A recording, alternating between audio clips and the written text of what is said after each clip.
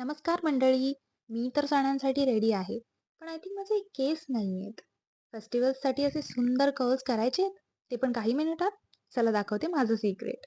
हे आहे Make Me Bold automatic hair curl. हा अगदी सोप्या पद्धतीने हेअर्स कर्ल करतो. पावर बटन दाबून ठेवलं की ऑन होतो.